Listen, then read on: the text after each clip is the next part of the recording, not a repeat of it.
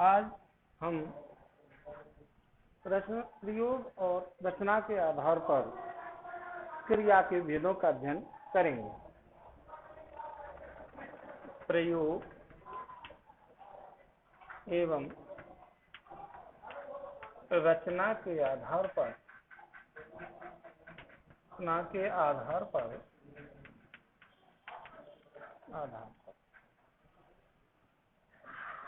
क्रिया। प्रयोग और रचना के आधार पर क्रियाओं का वर्गीकरण भी 3-4 प्रकार से किया गया है सामान्य रूप से। तो सबसे पहले हम देखते हैं संयुक्त क्रिया। संयुक्त क्रिया। संयुक्त क्रिया कहते किसे हैं?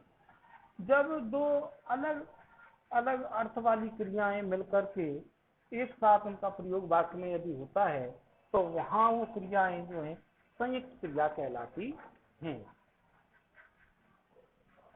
तो परिभाषा के रूप में लिख सकते हैं कि जो क्रिया दो अलग अलग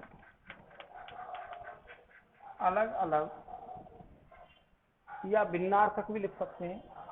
जो क्रिया दो अलग अलग या भिन्नार्थक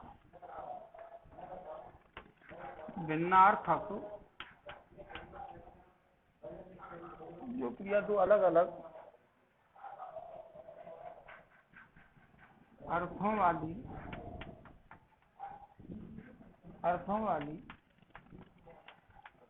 क्रियाओं के योग से बनती हैं उन्हें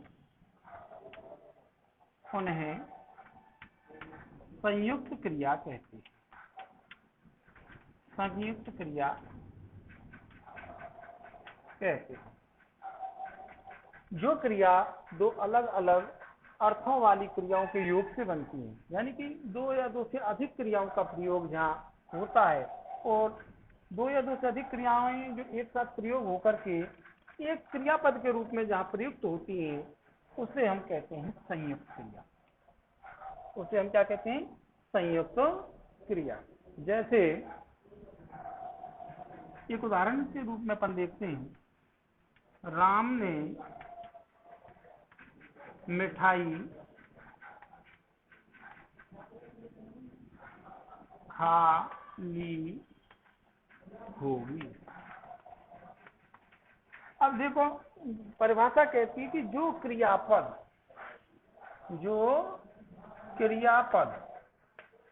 दो अलग अलग अर्थों वाली क्रियाओं से मिलकर के बनता है और मिलकर के एक नए पद के एक साथ प्रयोग होता है, वहां जो क्रिया होती है वो संयुक्त क्रिया कहलाती है। यहाँ वाक्य में हम देखते हैं कि राम करता है मिठाई कर में, खाना अलग क्रिया है और होना अलग क्रिया है। तो खा ली होगी। अब यहाँ खाना और होगी होना ये दो अलग अलग अर्थों वाली क्रियाओं के योग से एक पूरा क्रियापद वाक्य में बनाया गया है, खाली होगी। या अपन कह सकते हैं कि संयुक्त क्रिया वहां होती है जहां दो अलग अलग अर्थों वाली क्रियाओं का प्रयोग एक साथ होता है। तो यहाँ खाना अलग क्रिया होगी और होना अलग क्रिया होगी और दोनों ही क्रियाओं का प्रयोग वाक्य में एक साथ हुआ है। तो जहां दो या दो से अधिक क्रिया अलग अलग अर्थों वाली क्रियाओं का प्रयोग एक साथ हो जाता है तो वहां क्रिया कौन सी होती है? संयुक्त क्रिया होती है। कौन सी क्रिया होती है? संयुक्त क्रिया होती है।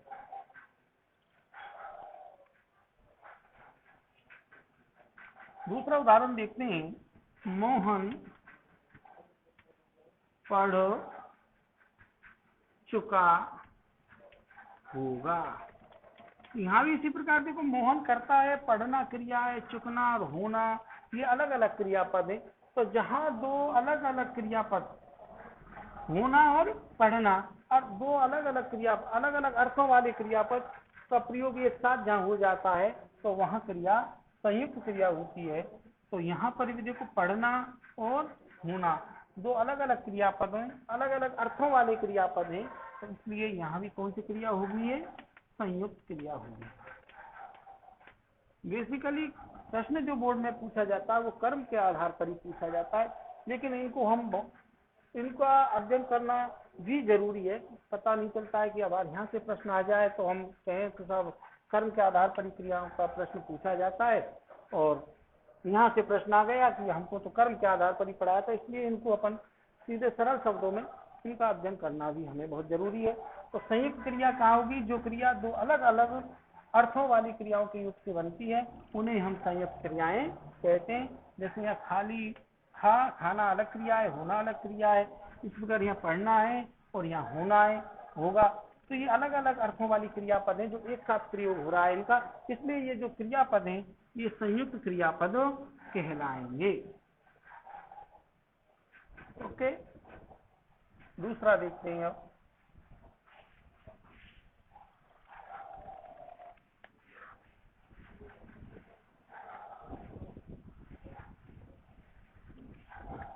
दूसरे देखते हैं पूर्वकालिक क्रिया।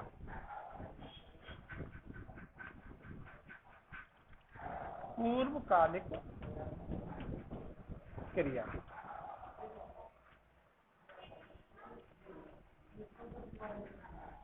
पूर्वकालिक क्रिया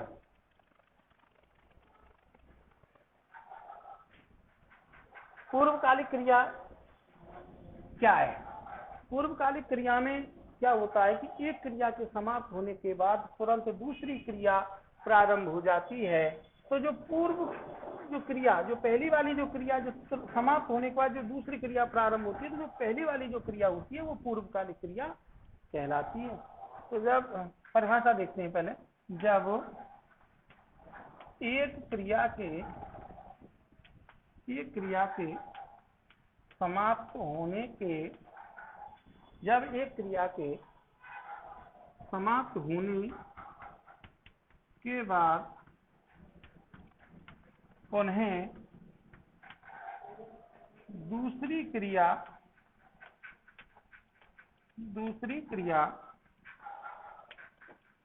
प्रारंभ हो जाती है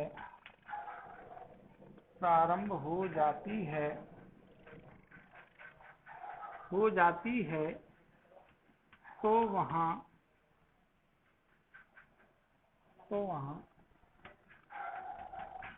पहली वाली क्रिया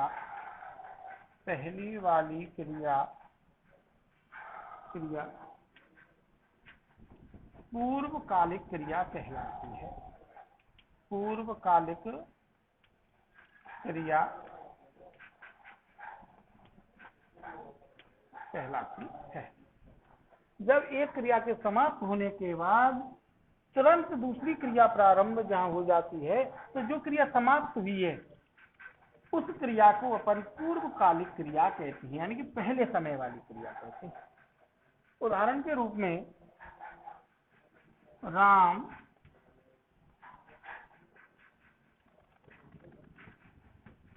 विद्यालय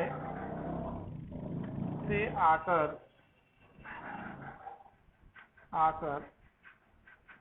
खेलने गया। राम विद्यालय से आकर खेलने गया। राम विद्यालय से आकर, यानी कि आना क्रिया हो गई, आकर के उसने तुरंत दूसरी क्रिया कौन सी प्रारंभ कर दी, खेलने गया। तो जो ये क्रिया है समाप्त होने वाली क्रिया, इसको अपन कहते हैं पूर्वकालिक क्रिया। क्या कहते हैं? पूर्वकालिक क्रिया। इसकी सीधी सी पहचान भी हो जाती है कि इसमें कर लगा हुआ होता है। पूर्वकालिक क्रिया में कर लगा हुआ होता है, अर्थात समाप्त होने वाली क्रिया को ही अपन पूर्वकालिक क्रिया कहते हैं जिसमें कर शब्द का प्रयोग होता है। दूसरा उदाहरण देखते हैं।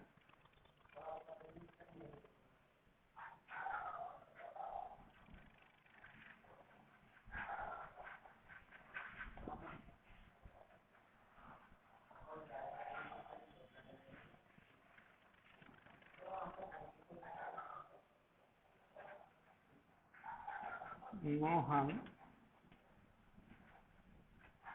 रात्रि को पढ़कर सोने गया। मोहन रात्रि को पढ़कर सोने गया। अब देखो मोहन रात्रि में क्या कर रहा है, पढ़ने का काम कर रहा है, लेकिन पढ़ने के तुरंत बाद उसने दूसरा काम क्या किया, सोने गया। तो जो पहला जो काम किया है उसने, जो पहली क्रिया है, पहली क्रिया क्या है, पढ़ना। पढ़ने के बाद तुरंत दूसरी क्रिया कौन सी प्रारंभ कर दी उसने, सोने गया। तो पहली वाली जो क्रिया है ये क्या कहलाएगी, आपकी पूर्वकालिक क्रिया कहलाएगी। क्या कहलाएगी, पूर्वकालिक क्रिया कहलाएगी। इसकी सिंपल सी पहचान भी मैंने आपको बताई। पूर्वकालिक क्रिया में कर शब्द का प्रयोग होता है। एक क्रिया के समाप्त होने के बाद तुरंत यदि दूसरी क्रिया जहां प्रारंभ हो जाती है तो पहली वाली जो क्रिया होती है इसको अपन पूर्वकालिक क्रिया कहते हैं।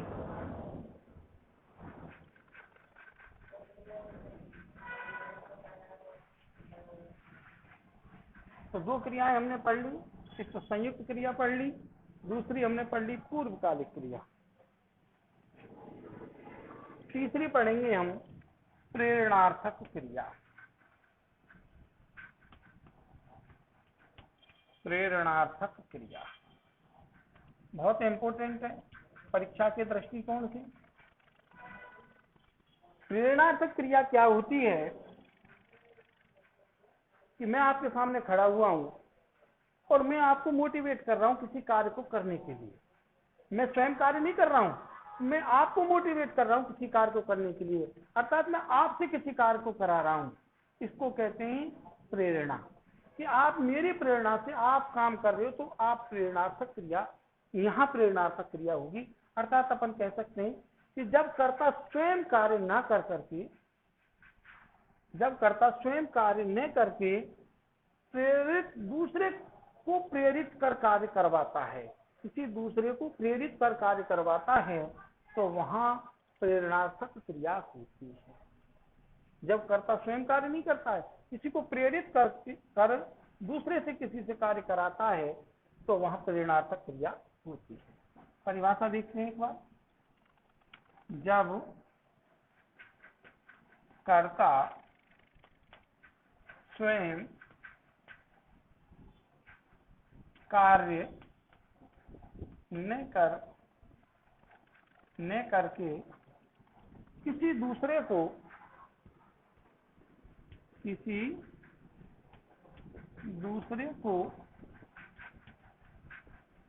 कार्य के लिए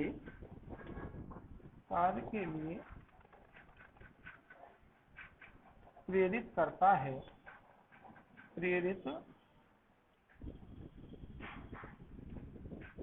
करता है, तो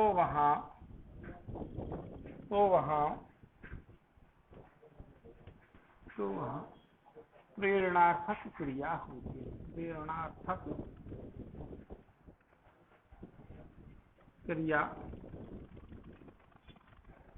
यहाँ कर्ता स्वयं कार्य नहीं कर रहा है, यहाँ कर्ता स्वयं कार्य नहीं कर रहा है, वो क्या कर रहा है, किसी दूसरे को कार्य के लिए प्रेरित कर रहा है। जैसे मैंने अभी उदाहरण दिया, मैं आपको प्रेरित कर रहा हूँ, किसी कार्य का अध्ययन के लिए प्रेरित कर रहा हूँ, लेकिन अध्ययन करने का काम कौन करोगे, आप लोग करोगे, आप करोगे।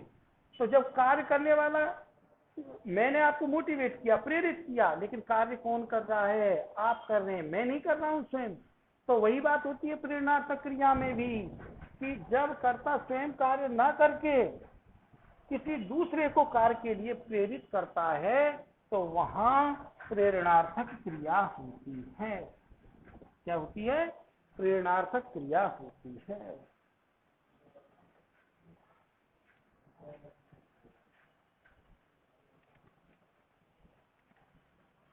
फॉर एग्जाम्पल, बच्चे को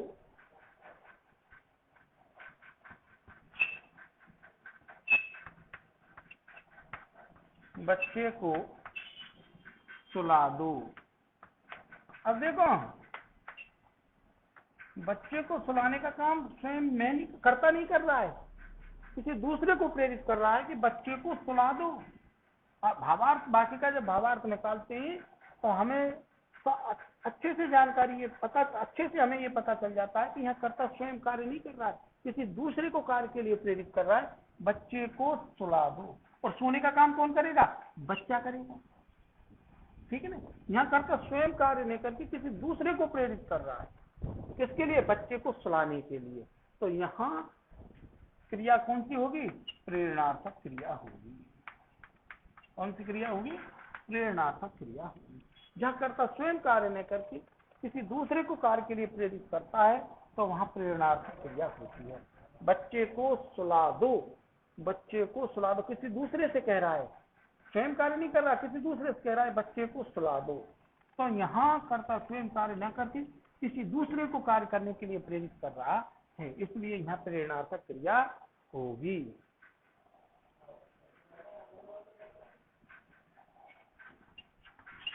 दूसरा उदाहरण,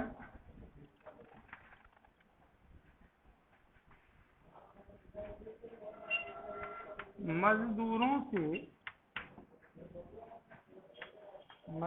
से गड्ढा भरवा दो। देखो, मजदूरों से गड्ढा भरवा दो, कोई निर्देश देने वाला कोई और है, निर्देश देने वाला कोई और है। कह किससे रहा है? किसी और से कह रहा है। क्या कह रहा है? कि मजदूरों से गड्ढा भरवा दो। किसी दूसरे को निर्देश दे रहा है, किसी दूसरे को प्रेरित कर रहा है कि आप इनसे कह करके इस कार्य को करवा दो, अर्थात मजदूरों से गड्ढा भरवा दो। अर्थात कर्ता स्वयं कार्य नहीं कर रहा, किसी दूसरे को प्रेरित कर रहा है, और वो इस कार्य को करने के लिए किससे कह रहा है? मजदूरों से कह रहा है। तो कर्ता ने किसी दूसरे को प्रेरित किया किस कार्य को करवाने के लिए? मजदूरों से गड्ढे को भरवाने के लिए। इसलिए यहाँ पर भी कौन सी क्रिया होगी? प्रेरणार्थक क्रिया होगी। कौन सी क्रिया होगी? प्रेरणार्थक क्रिया होगी। यह कर्ता स्वयं कार्य नहीं कर रहा, किसी दूसरे को कार्य के लिए प्रेरित कर रहा है, इसलिए यहाँ पर भी कौन सी क्रिया होगी? प्रेरणार्थक क्रिया होगी।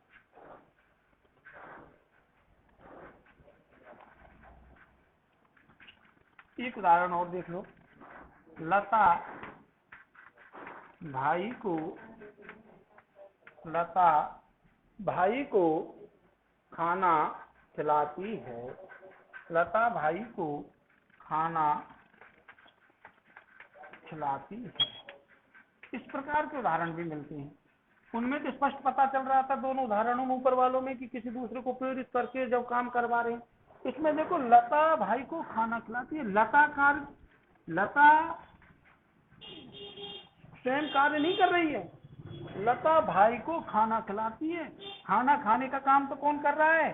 भाई कर रहा है। कौन कर रहा है? भाई कर रहा है। लता भाई को खाना खिलाती है। किसको खिलाती है? भाई को खिलाती है। तो खाने का काम कौन कर रहा है? भाई कर रहा है। लेकिन भाई को प्रेरित करने वाला कौन है? लता तो केवल अपने भाई को प्रेरित कर रही है कि ये खाना है, इसको रख दे, उसके सामने रख दिया। लेकिन खाने का काम कौन कर रहा है? उसका भाई कर रहा है। क्रिया को कौन कर रहा है? उसका भाई कर रहा है। यह कर्ता स्वयं कार्य नहीं कर रहा है, वो खाना खाने के लिए, लता खाना खाने के लिए अपने भाई को क्या कर रही है? प्रेरित कर रही है। इसलिए यहाँ भी कौन सी क्रिया होगी? प्रेरणार्थक क्रिया होगी। कौन सी क्रिया होगी? प्रेरणार्थक क्रिया होगी। जनरली केवल यहीं से प्रश्न पूछे जाते हैं। एक बात मैं और बता देता हूं आपको इन सब से हट करके।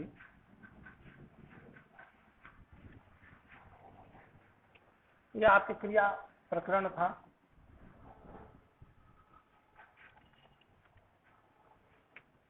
मुख्य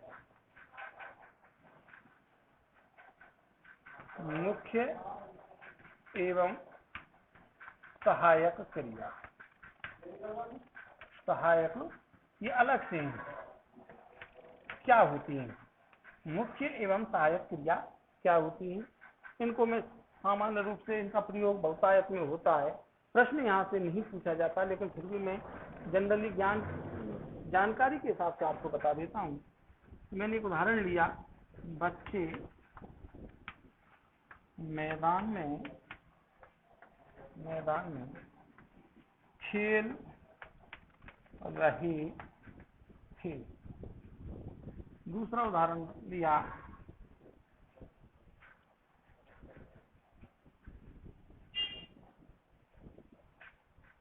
बच्चे मैदान में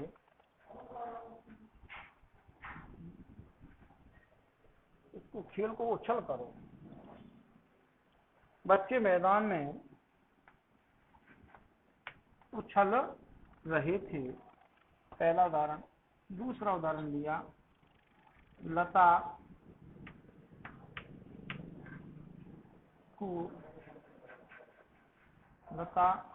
गाना गाती थी।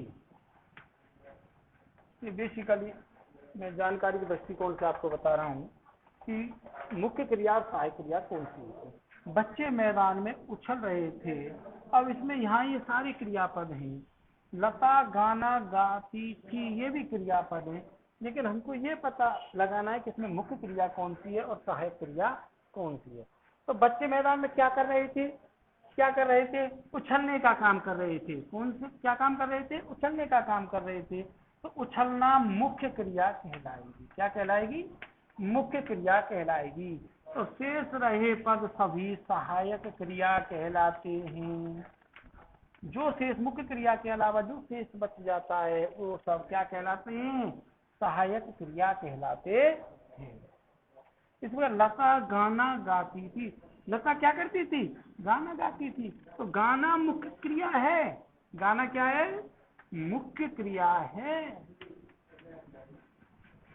और थी क्या है? थी क्या कहलाएगी? सहायक क्रिया। तो जिससे अपन को सीधे से बात ये याद रखो कि जिससे हमें मुख्य कार्य का पता चलता है, जिस क्रियापद से हमें मुख्य कार्य का पता चलता है वो तो मुख्य क्रिया कहलाएगी। बच्चे मैदान में क्या करें? उछलने का काम कर रहे, तो उछलना तो मुख्य क्रिया कहलाएगी। शेष रहे पद क्या कहलाएंगे? उस क्रिया के, मुख्य क्रिया के सहायक पद कहलाते हैं, अर्थात उनको सहायक क्रिया कहते हैं। इसका लता गाना गाती, गाना गाती ये क्रिया है, लेकिन इसके साथ जो थी लगा हुआ ये इसके सहायक क्रिया के रूप में प्रयोग हुआ है। तो इस प्रकार ये इनका जनरली मैंने इसलिए बताया कि ये हमें जरूर पता होना चाहिए कि मुख्य क्रिया कौन सी होती है, सहायक क्रिया कौन सी होती है। तो जो क्रिया प्रकरण है, इससे के अलावा बोर्ड में इससे ज्यादा या इसके बाहर कहीं से कोई प्रश्न नहीं पूछा जाता है। मुख्य रूप से तो जो बोर्ड में प्रश्न पूछे जाते हैं वो कर्म के आधार पर ही पूछे जाते हैं। कर्म के आधार पर ही पूछे जाते हैं। ओके।